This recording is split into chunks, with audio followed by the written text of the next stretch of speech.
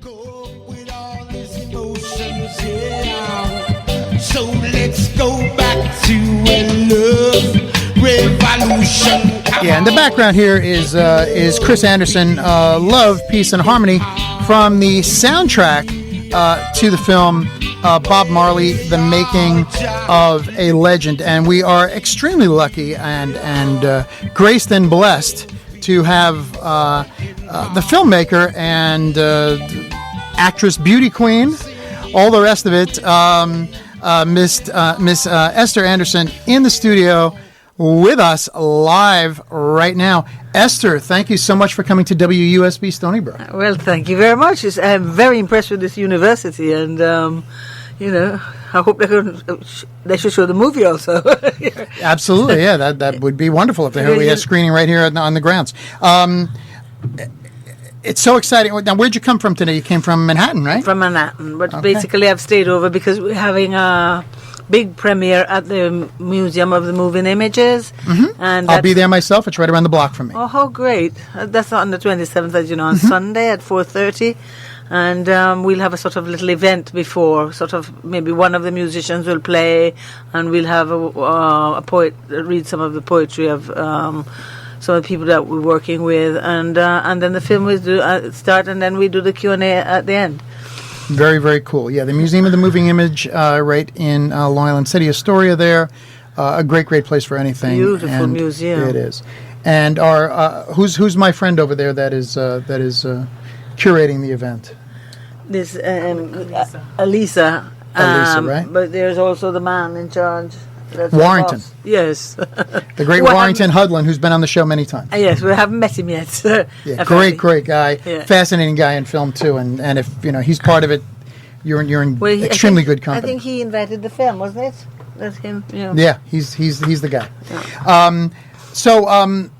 First of all, the film is beautiful. I've just seen it this week, and people can actually screen it on Amazon.com. Mm-hmm. And, if you have a certain level of membership at Amazon, you can see it for free. Yeah. But you can also, purchase it, and et cetera, et cetera. It is a beautiful, stunning film, Esther. And Thank you so much. First of all, let's talk, because some of this footage I have never ever seen. Yeah. And I've always considered myself a big Bob Marley fan, but this stuff, this stuff is like completely new stuff. Yeah. Want to talk about first of all, making the film. What was the impetus for making the film? What got you started? Well, I came from the film world because I was an actress before. Yep. And so when Bob asked me to help and Chris asked me to help,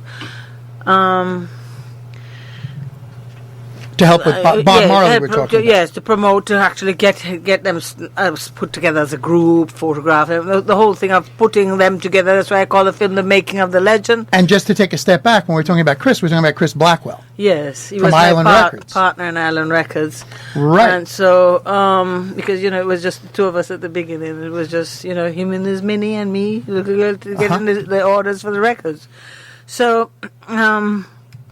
the whole idea was, this friend had lent me this video camera. We'd never seen one. I have a 35 Ariflex, which I made. And about what year was this, Esther? 1970, the end of 72, coming to 73. Okay. So I arrived in Jamaica in 73, but I met Bob Marley in 72 in New York here. And so that camera was available, and we just thought, well, what we could do is learn how this thing is. We've never seen one before. Mm-hmm. Nobody had ever seen one. I think it was us, John Lennon, and a couple other people had, they're sample cameras. And so I actually tried to get another filmmaker, American filmmaker called Stan Lathan, to make the film, because he'd done a great film called Save the Children it was called Push, for the Save the Children Foundation. Okay. And all these great stars were in it, and I thought, oh gosh. And when I saw the film, I thought, he was directing like 13 cameras all at once, and I just thought he was just a genius. Mm-hmm. And how on earth could he have done that? So I just thought, this is the guy to make the film on the Wailers. So I told my partner, but he wasn't interested. So Stan just says, well, you do what you can, use it as a blueprint, just take stuff. And later on, we will see from that to build a film. So in other words, there was going to be a lot of filming done, and then we're going to see what could be put together later. Yeah. And so that's what happened. It was all rough, just absolute photojournalism, you could say, because there was no script or anything. We just put the camera on, let them just do and discover and say and speak and be free to express themselves. And it was very funny to see the way Bob sort of investigates the camera, and then Peter Tosh is looking through it and saying, "It's bad man," And so we're very impressed with it. And anyway, I shot quite a lot of stuff because this is not all the stuff that I got back, just some of it. Obviously, I'm sure there was tons of but footage. it disappeared, and we went on tour in England with the first album, the Catch a Fire album, and when we came back, the tape and the camera had disappeared. So we continued to work because we couldn't stop. We're in the middle of everything, and and in fact, there's a lot of Super 8 also that disappeared, that cover the whole journey of Bob and us through the Caribbean islands, and. That was kept by the publicist of Island Records, and he easily could have sold the stuff to my ex-partner, because basically most stuff are bought up and shelved. Right. So you can't really You can't have access to it. Right. No. And Interesting. so when people were bothering me about using the footage for their documentaries, the guy who brought it back to me actually came to see me about being in his documentary. And so I said to him, "Where you get those?" And he said that he'd found them in a garage in Canada. Exactly, and I'm trying to find out where's this garage. It's a famous garage because these lost footage means a lot to the world. Millions of people who follow Bob Marley, they all want to see the real Marley before he became famous, and so. And well, there was never any real big explanation except that the tapes were so destroyed that there was not. They had to bake them and bring the image back. It's like a resurrection of Bob and Peter. And so it was like a restoration of some type. Yeah, of but film. more than restoration, it had to be baked and brought back. I mean, it's like a miracle to me. Okay. And so then after that, you see the quality of it is not good. So you think, oh my God! So now we have to clean this up. Right. So we went to the British Film Institute, who we were close with, because they who gave us the chance to show the work in progress and also the premiere of the film. And the film was going to be launched from there to the whole world at the same time. But that I was over.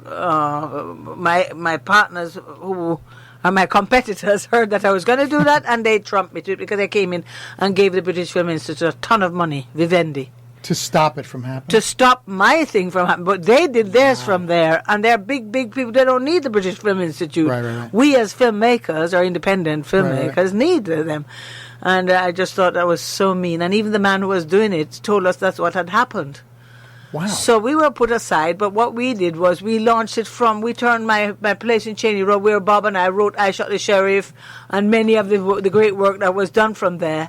We launched his career from there. We went and turned that place into a studio, and we streamed the film from there when it came all across the world. Wow. So we didn't let them stop us, and it didn't cost us any money. We would have had to pay $12,000 to them to have done what we wanted to do, but we didn't have to pay anything to anybody. And all our artists came, and everybody came to talk on camera about how they felt about the film and the whole bit. What's really interesting about that whole thing is that people usually have to lay out a lot of money to make a film at different times, but you usually don't hear people laying out money to stop a film from being made. Yes, well, my ex-partner did a lot of that because when the film was brought here to America to be premiered at the Tribeca Cinema, they were served. The Tribeca Cinema was served with legal notices from my ex-partner's from Ireland itself. My ex-partner, right, Chris personal. himself. Right. Manu about 3 weeks before that had saved him about £6 million because he was being sued by Steve Winwood, one of his artists, and not to speak to the lawyers. And I decided not to speak to the lawyers. I just said, all right. And then he did that to me. I couldn't believe it. He actually put lawyers in New York, in London, and so to stop me claiming that I had his music in my film, although I did write to Vivendi, and they said to me, yes, you can have those for so much money. You just have to get permission from him. So I got in touch with him, and he just didn't. He tried to put it on the Marleys and say, oh, they want to see the film. Well, they'd been in Rotterdam in Spain with me, the widow, the sons, they'd all been Rita and there. the kids, right. And the film played twice there. While I was there, they were had there. no trouble with that. And there was no comeback about So it's blah, all blah, about blah. it's all about So, Chris Blackwell. Yeah, it was all about him. He's got a lot of And on top Control. of that, his 7 of the songs which I talk about, which I collaborated with Bob on, which we were talking about in the film. It's not I'm taking away anything about it. I'm just telling people the story behind the songs. And he did that because I knew that he was lying and saying about the family and all this stuff, because lots of the other songs that I wanted to use had nothing to do with Bob. It was the Burning Spear. It was the Third World. Right. It was the Abyssinians. And people like that. which have nothing to do with Island. Nothing. Well, he owned them all. Oh, he did. Okay. Yeah, that's how I knew that it was not anything to do with the Marleys. Right, then that it was actually And him. so that's it. That's so it terrible. was. I just said, well, in the end, we sent a film to his lawyers, and they saw I didn't have any of his music. Because what happened was we just got in touch with all the children of the Wailers. They're all musicians, and my own brother whose music he just played, and everybody just sent music. So we could show the film, and because the Prime Minister's wife had been flown up from Jamaica, we'd been flown from England, me and my partner John Godoy, who co-directed the film with me, Right. and we just sorted it and so that we could have a fantastic screen, because it was a charity screening for CEF, which is called Caribbean Education Foundation, run by this young lady called Nikiki Bogle, and she had brought us over, and it was just unbelievable. They wanted to take on a law firm, and Nikiki said, actually, I hope that they don't put up the marquee and they do that, that I could sue them. We'll get much more money than we're going to get tonight. And that would have been true. And not to mention the fact that how bad would it have looked for them, stopping a charity event, right? But you see, this is it. What's amazing that I have never made any bones to tell the whole world that Chris Blackwell did this to this Jamaican charity. Right. And yet, you know what they did when in the Jamaican paper, when the breaking news about the footage came out, it was all over the world. Finding they found the footage. Right. BBC did one interview with me, and it went absolutely viral around the world. I was like #1 on the internet on Google News for like 10 days. For the first 20 listing there was about Bob Marley and the footage. And they came and about 20 reporters came to my house in London to do different interviews with me, all about this footage. And so I just thought it was very, very strange that, with all of that, the BBC had 1 million hits in 18 hours. Right? And so that's how excited people were about it. Naturally. And but the jealousy was just it's terrible. Very, very pathetic, considering that I did all this work for free. Every one of these album covers for free. All the T-shirts that went out with my pictures for free. The posters for free. The songs I wrote with him I gave to build up the band, which is what he asked me for. Right. I never said to him, give me 1 penny, because all my money from A Warm December, which I did, went into him. I mortgaged my flat in London to the said Chris Blackwell so we could finish the 3rd album and the house that Bob asked me to build. I said, the whole thing is just a joke. But the great thing is that we got the footage back. And I've been able to, between Jean and I, to fashion something out of it. And we looked at it and we didn't want to touch any of it. We didn't want to, because to us it's like gossamer's wings, We didn't want to, it's so delicate.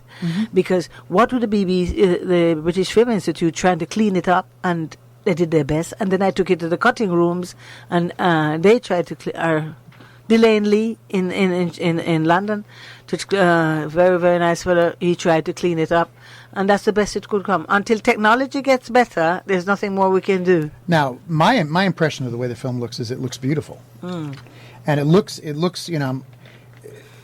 lot of it looks like older film. I'm not a filmmaker, but worn film, for lack of a better phrase. But it's beautiful.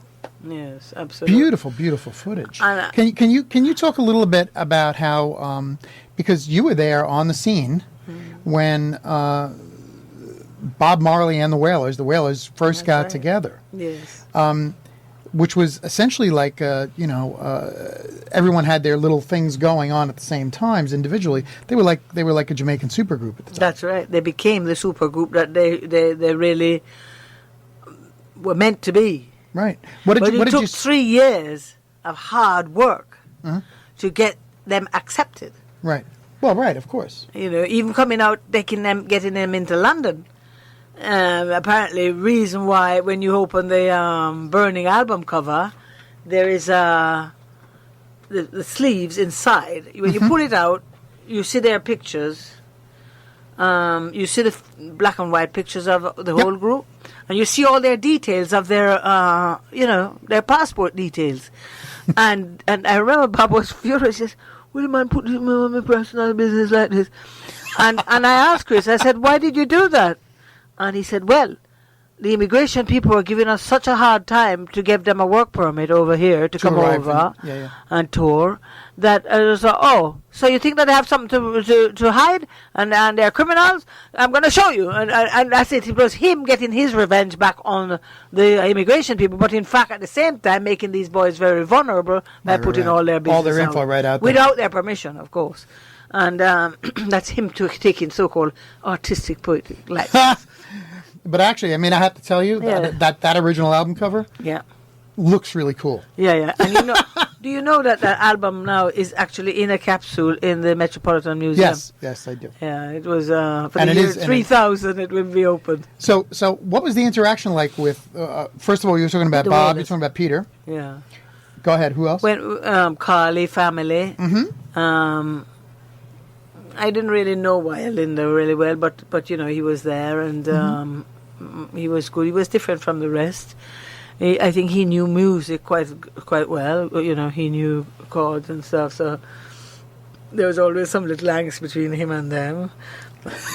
So he didn't really last very long. He did the first leg of the English tour and the first album, right?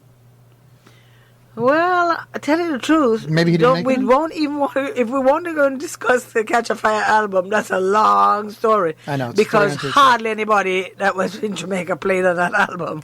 You've got Wayne Perkins, you've got Rabbit. Right. Who knows who is what, Right. And everybody's coming out of the woodworks now. Now, of course, everyone has been on it if you listen to the stories, right? Exactly. This is it. So, and I wasn't there. I only was played the album by Chris Blackwell, and that's what really won me over to, stop my career as an actress and go home to help these guys, right? Because, I had done it before with Millie and with Jimmy Cliff and stuff. So, those are Jamaican artists and other people like Derek Morgan and stuff, just helping them through. But this time, after coming through the real rock and roll world, that's right. I knew, as I said, I knew Brian Epstein and Andre Oldham and all them, and I knew how they did it. Because I knew the Beatles before they were really, really famous, when they just came down from Liverpool.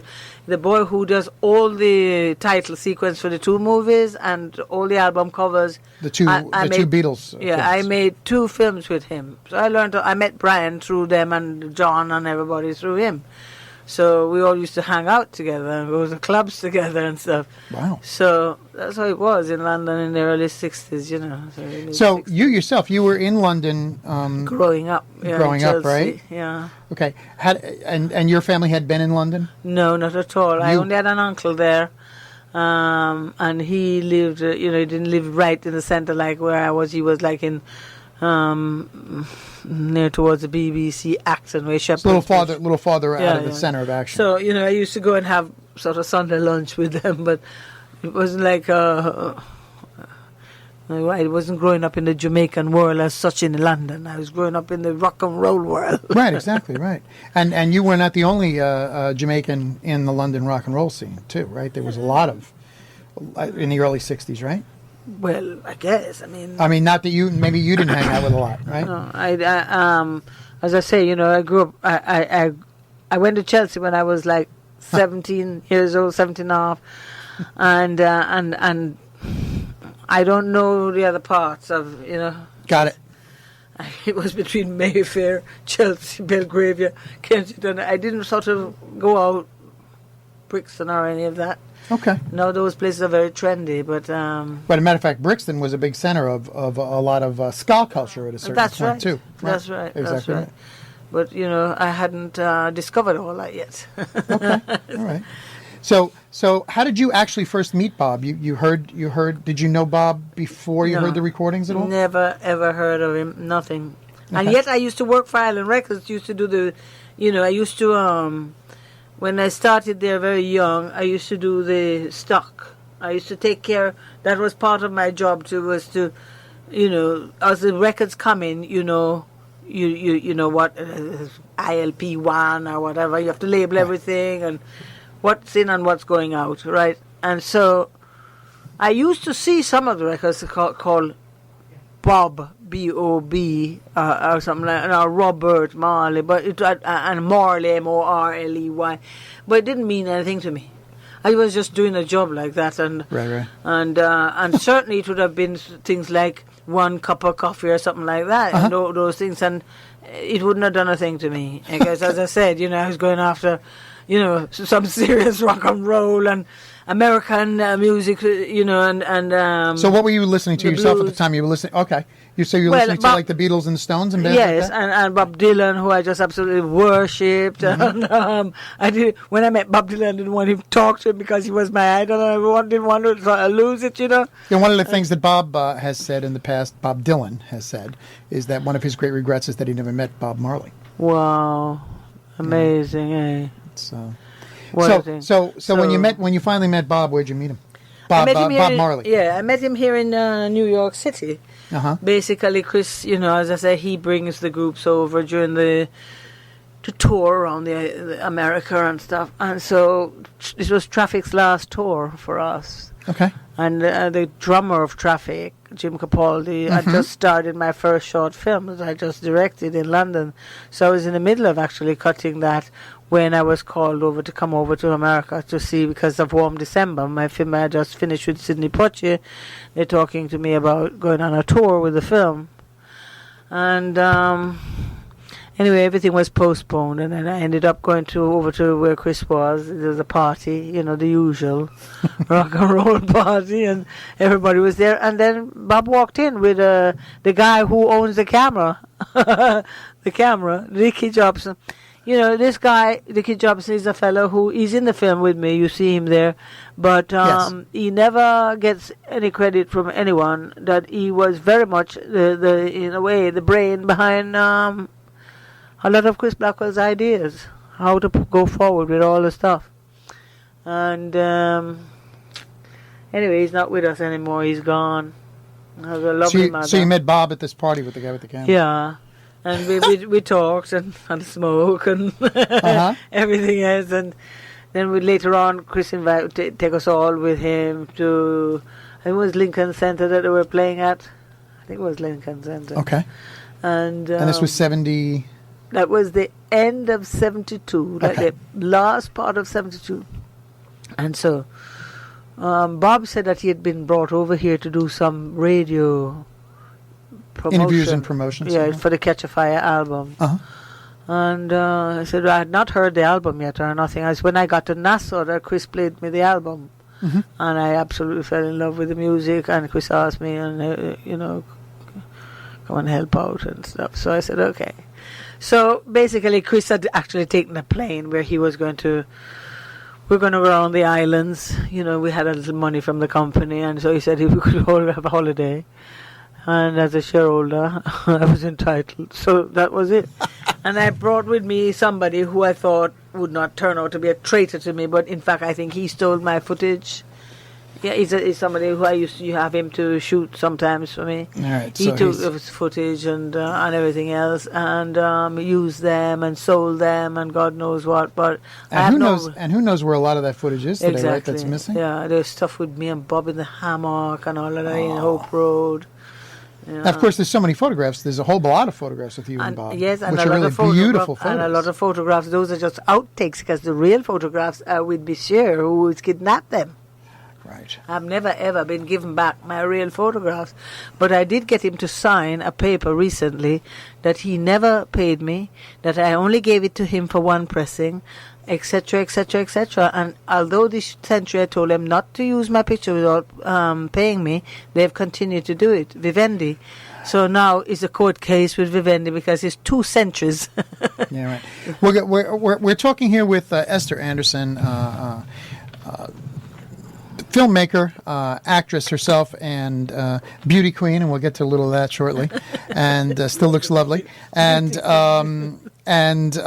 we're talking about Bob Marley, and we're talking about Esther's film, Bob Marley, The Making of a Legend, which you can see on Amazon. But for right now, we're going to hear a little tune and give you a chance to call in and pledge. For a pledge of $25, you can get yourself a copy of the CD Legend by Bob Marley, which is a greatest hits package. If you are very, very familiar and you have all this stuff, you can certainly still get it and give it as a gift to somebody who you know absolutely needs this thing. 631-632-6901. 631-632-6901. Show your support for WUSB Stony Brook. Join the previous callers and let us know how much this kind of radio, this kind of independent radio, this kind of community radio, this kind of rock and roll and reggae radio means to you. 631-632-6901. Make a pledge to WUSB Stony Brook. We're going to hear a little something called Burning and Looting right now, and we'll be back in 1 minute with Esther Anderson. Mm-hmm.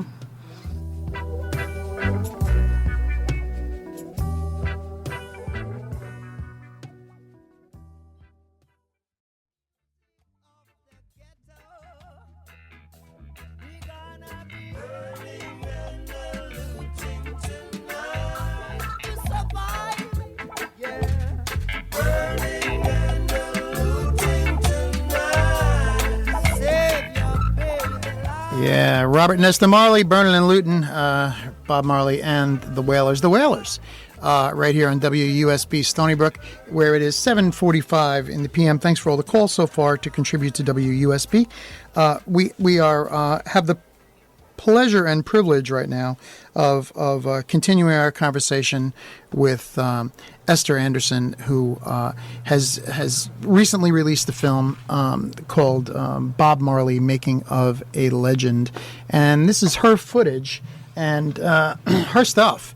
And it's an amazing, beautiful, beautiful film, and just stunning. And Esther, I'm going to ask you very briefly, and welcome back to Finn's Revolution. I'm going to ask you briefly, let's talk about your just very briefly, your beauty queen career. tell us a little history there. Come on. Basically, I was running away from home, and it was a way for me to get off the island. But, so you're in Jamaica. I'm in Jamaica. How old? I'm only 15.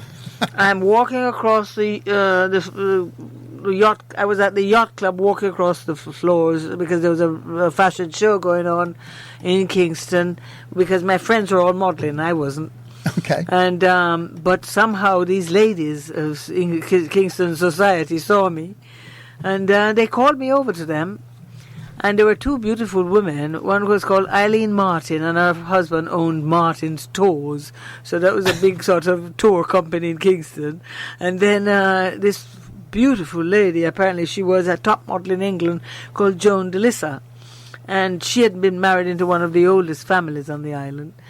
And for some reason they decided that they wanted to put me into this Miss Jamaica thing. And I'd never heard of it, because, we were brought up very secluded, away from, rather hermit-like, or our father, and it's just a family, you didn't really mix up too much. And so I told him, I never heard of it, but I had to ask my grandmother, because I was staying with my grandmother at that point and going to school, and I told my grandmother, she said, "Oh, all right, yes, you can." Wow. And she was just wonderful, that she allowed me to do that. And she must have known that it would be a way for me to, to just get on. Because what they did is not like today. I don't know what goes on today, but it definitely was like going to finish in school and be prepared to go and represent your country. Okay. If you won, you had a big responsibility on your shoulder. So anyway, and so here I was, by the time, after a year and a half or so of this grooming business went on, and, they teach you how to walk and this and that, and you have to go and have dinner with big officials and the prime ministers of Jamaica and things like that. Which had to be exciting, right? Well, we don't know about that being exciting. You're nervous as hell because you're young. You're young, and these people are very, very big officials that run the country. Uh-huh. So, But I remember, because you're pretty, people just love you because you're pretty. Mm-hmm. And so I was so young and still very innocent. And but all that time I was a bag of nerves because I thought my father was watching me and he's going to be there. And oh my God. And, just let this all get finished really quickly and stuff. And because he'd catch me and take me back home. Anyway, on the night of the beauty contest, however, I was called on to the stage. Actually, first they called me out and I was given Best Smile. I said, wow. I got a prize for Best Smile. Then I got a prize for Best Hair. I said, wow. So, you keep being called out onto the stage. So then I was called out again for the third time, and Joan says, go on. And so she pushed me out there, and I walked out, and the judges all looked at me, and they said to me, how old are you? And I said, 16 and a half. And I was meant to be 17. I was underage. And basically I could have been disqualified. But apparently, because a very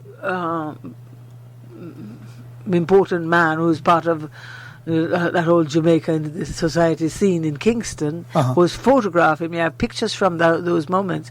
And he said that I won the contest, but the judges couldn't give it to me because I was not of the right age.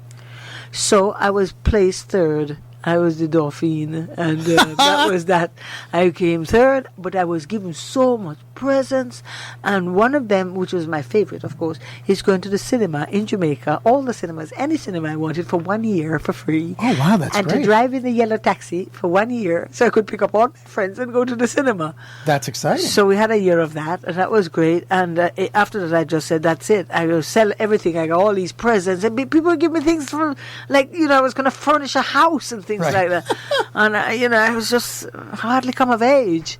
And so everything was sold, and one of the beauty queens that was in the contest with me, she arranged for my ticket, and my brother, half-brother, Johnny Anderson, he arranged for me he signed some documents for me that he was responsible for me so I could leave the island. So that's when you went to England. And then I went to England with all these girls, 7 of us. And what about your acting career? When did that When I was living there, in England or Jamaica? in Chelsea, in London, I was living there, and I was working for a real estate company and doing a bit of modelling for Aubrey Ricks. And then my ex-partner, Chris Blackwell, came and found me living there and asked me to come and live with him and start Island Records, where he'd started it over here, but he didn't talk anything about it being started in Jamaica. As far as he's concerned, he's just starting it there. And basically it was from he lived in a mews, which is where the mews used to be the place where they keep the horses and stuff. So that's where we had the records and the car and stuff. We used to fill it up and then go off and try and convince people to buy the records. Nobody would take them, but because I was a pretty little girl with my ponytails and whatever, he just made me do it while he sat in the car and pretended he was a black man. He used to make me laugh a lot. That's a funny story. Yeah, That's a funny story. Yeah, he was amusing when he was young, but now he's turned into a horrible sort of businessman. Well, once people have some territory, they want to hold on to it. But you know what's so weird is when my film was released, and the breaking news of this BBC thing, the Jamaican Gleaner, although it's reported that the man had given me such a hard time of putting up this film for the children in Jamaica, there it is that the Jamaican Gleaner, the only paper we have in Jamaica, that the local, and they put his picture on my article about my film. The man who has done everything to stop me from actually going forward with my work. Did they has think no that respect for me as a black woman from the Caribbean? Did they think that with Chris a voice? Blackwell's picture would sell more papers? Is that what they thought? Because it wouldn't. Well, you should see but you should see the picture. If they'd used a nice young picture of him, but the picture with he's have no hair, right. Everything is just disgusting. He look awful and terrible.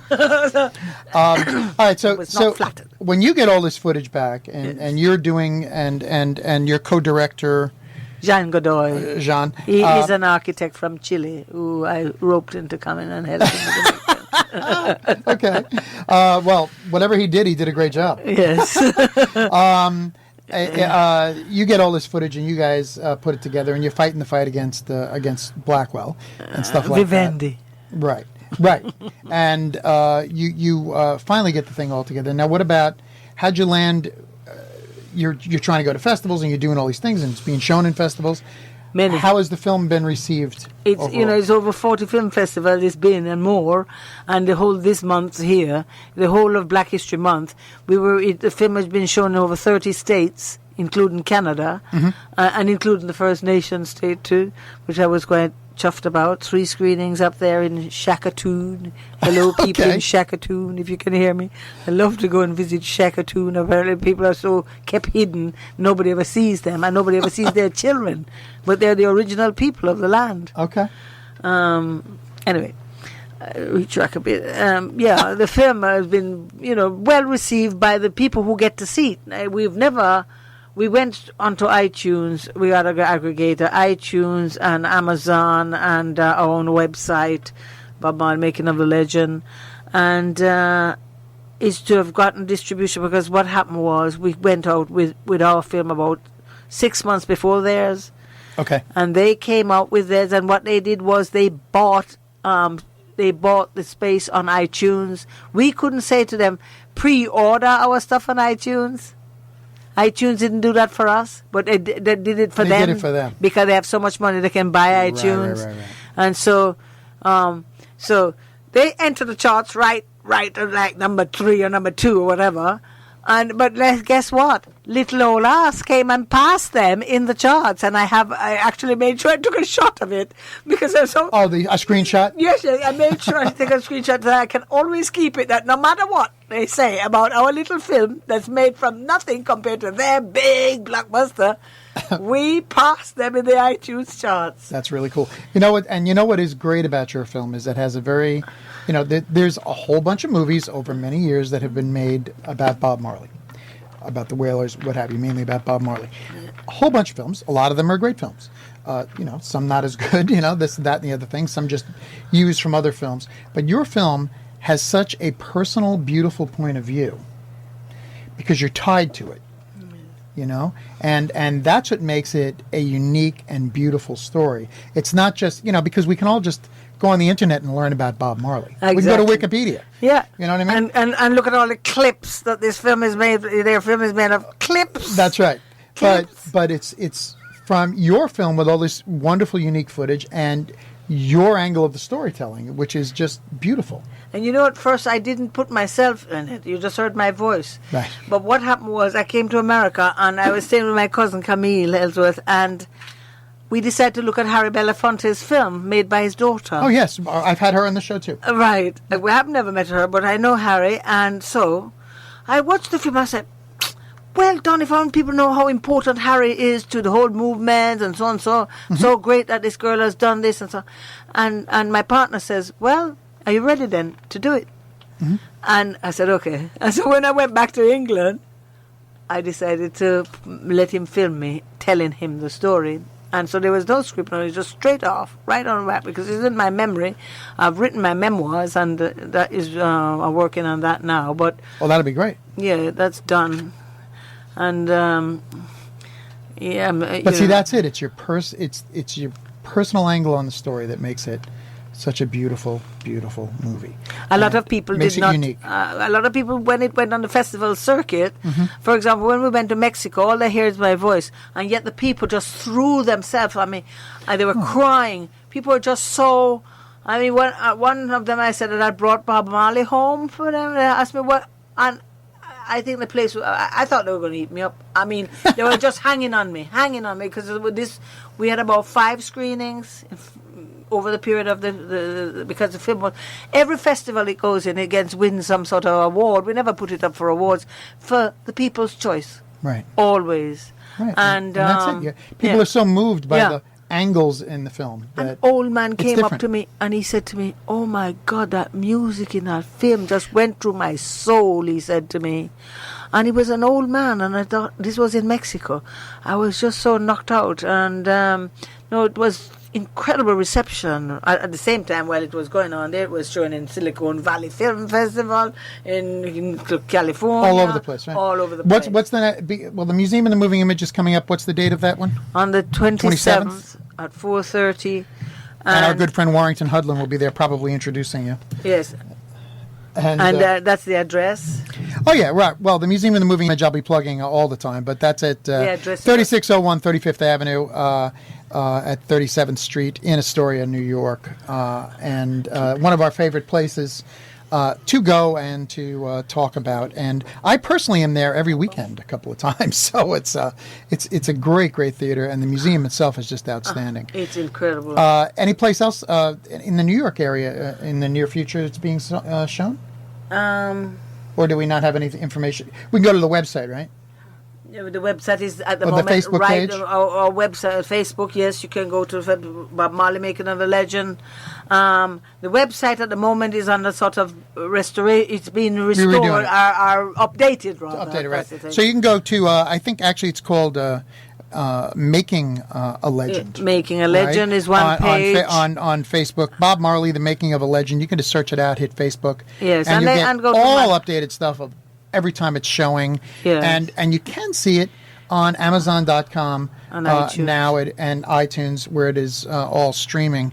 And it's a beautiful, beautiful film. I highly recommend it. And 95 minutes, so to give you enough time to sort of just cool yourself and get into the whole groove of it. Because what's great about the film is that we try to make it into a musical documentary. Right. So it's entertaining and not just talking heads. Oh, right. And so you get a little bit of good information about what stimulated the songs or stimulated them towards Rasta, or why they embraced it. So, one tried to bring in Garvey and Selassie and and Mangomaki and Countryman, all the people who had something to do with it at the time when it was happening. And all the background that winds up adding up to what became the Wailers, Bob Marley and the Wailers. Yeah. And the Wailers, for example, the whole soundtrack, which I'll let you have, that soundtrack is overseen by a family man. Okay, Carlton. And his son and my brother are the main sort of who's a composer of the soundtrack, and people just all the individual songs are sort of just laced in there with the rhythms of Aston Barrett Jr. Right. And my brother Chris Anderson. Right. And it's so amazing. We're gonna hear another tune from Chris Anderson on our way out here. Esther Anderson, thank you so much for joining us on Finn's Revolution. We're going to continue our Bob Marley party right here for the next hour and delve into some of the great music from the man himself.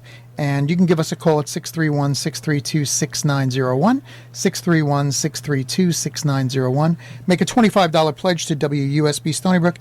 Get yourself a copy of Bob Marley Legend, which you can have for yourself, which you can give as a gift. 631-632-6901.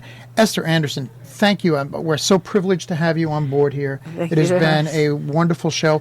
You guys who want to hear the interview again by itself, it will be up on YouTube tomorrow. The link will be on my Facebook page, Finn Miller, as you guys know, and it will also be on the Bob Marley Making of a Legend page. Give us a call, 631-632-6901. Make a $25 pledge to WUSB. Thank you for those calls coming in. Join those other callers, 631-632-6901. Esther, thank you so much for joining us. Thank you very much for inviting me. Thank you, and goodbye to all the people of the Stony Brook. Thanks. I couldn't get one song.